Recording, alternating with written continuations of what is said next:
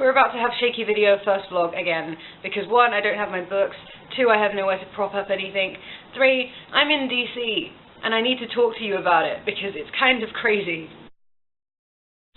It was something. If you pay for cheap bus fares, know that you are going to have very tight, cramped spaces.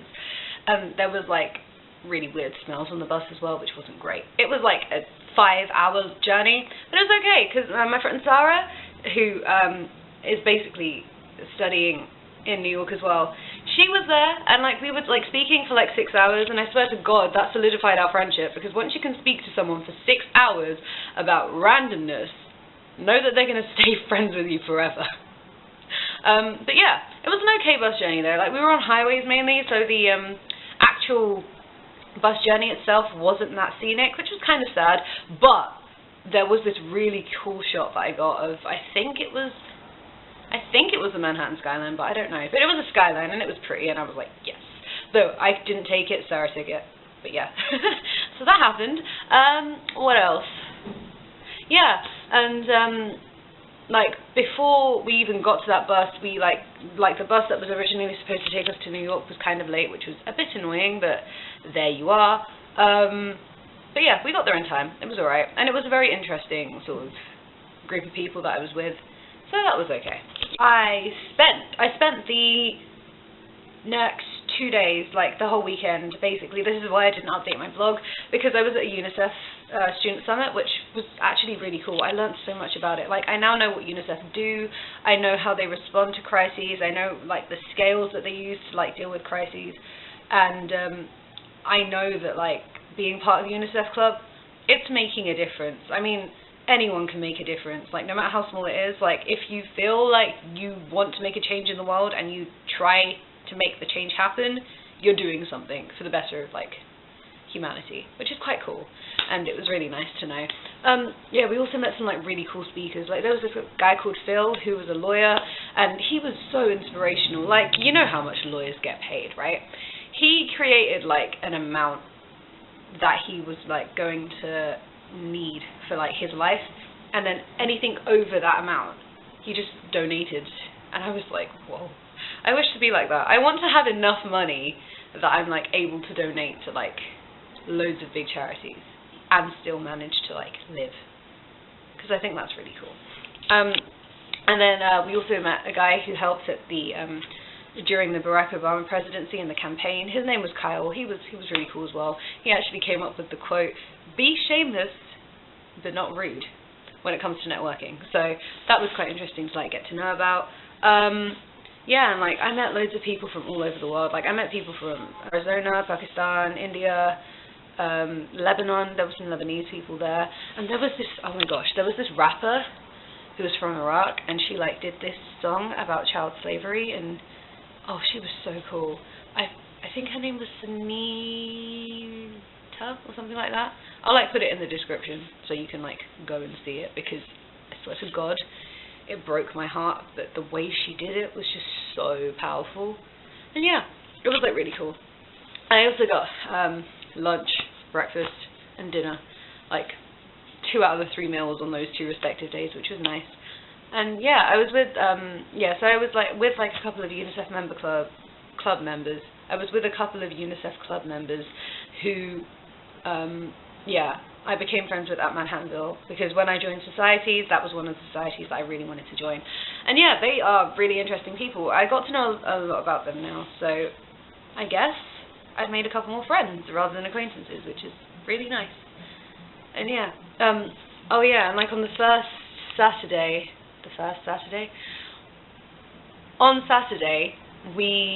after we finished like the whole student summit conference thing, we basically walked along the National Mall, which was like really nice. We saw Capitol Hill, we saw the monument, and we saw Abraham Lincoln's statue. I took pictures of them all, and like it was like really nice, because it was I feel like it's a different vibe at night than it is at day, and it was like completely like silent. There was like nobody there until like the Abraham Lincoln Memorial, but even during the like memorial time, it wasn't like that busy, because obviously most people were asleep. But like that is, if you ever want to take like iconic pictures and statues and stuff, do it at night, because no one is ever there, and it's just the best.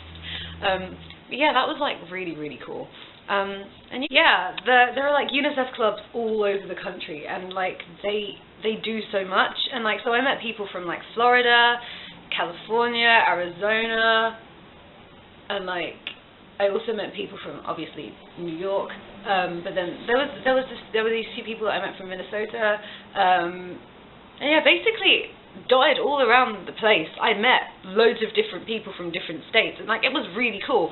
And then yeah, I also met Indian people, Pakistani people, Lebanese people, and like people from China as well.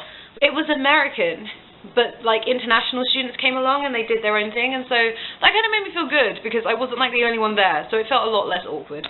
But yeah, it was really amazing, like seeing all of these people kind of come together to do different things and like just try and help the cause of UNICEF. And oh my goodness,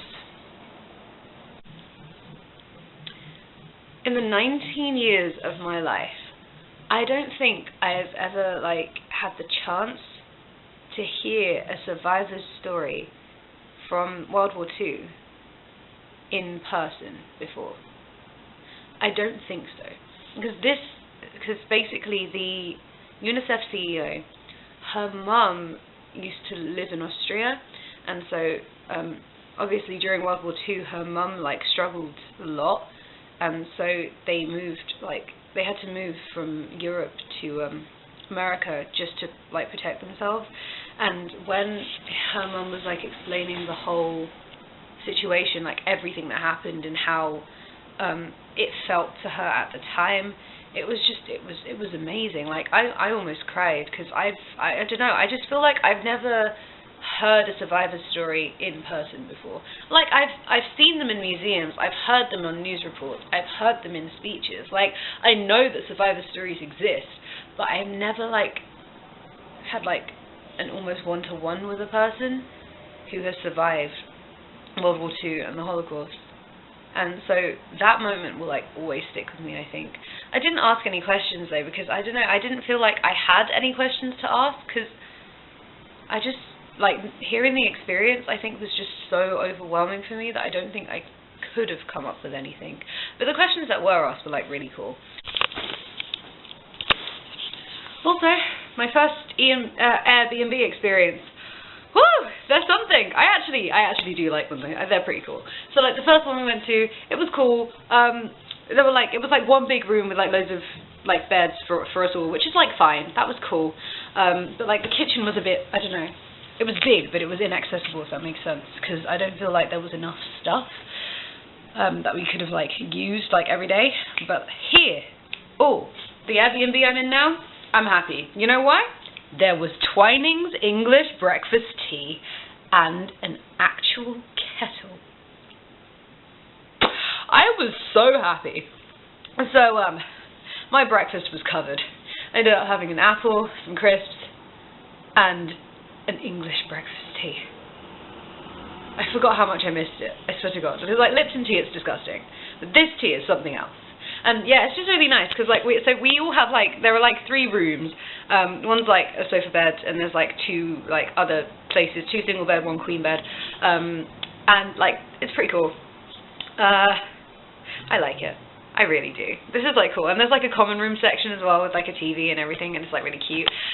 But yeah, I like Airbnbs. I think I'll be doing this a lot more often. But yeah, so that happened too. That was like another weird sort of experience that I could only really get at Washington DC. So for my birthday I do want to go to Boston, so we'll see how that turns out. Hopefully I'll get there. It's almost 11 o'clock and I am going to the Smithsonian. I don't know which museum I'll hit first. Probably African American history or the history of the American Indian, just so that I can like get a head start on a couple of my courseworks for things. But yeah, so that's going to be pretty cool. And obviously in my next vlog I will explain everything that happened at DC. And yeah, I made it to DC. I can't believe I made it to DC. Like it's just that thing is quite shocking to me. I wanted to come, but I never thought that it would like actually be possible, you know? It's just, yeah, it's a lot. I'm pretty overwhelmed by it all, quite frankly, but I'm also like really excited. I want to see how this turns out. But yeah, that's the reason why I haven't like gone early, because I was like, I kind of need to just readjust and just breathe. Because breathing is important, guys. You should totally do that when you're traveling and studying abroad. Definitely. It's something that we all need to do, and I may have forgot for a couple of moments or two. But yeah. So I've achieved my goal. That postcard that I wrote before I came here is done. And I just need to take a picture with the duck. You'll see that at some point. Alright, so for now I'm just going to say bye then. Bye!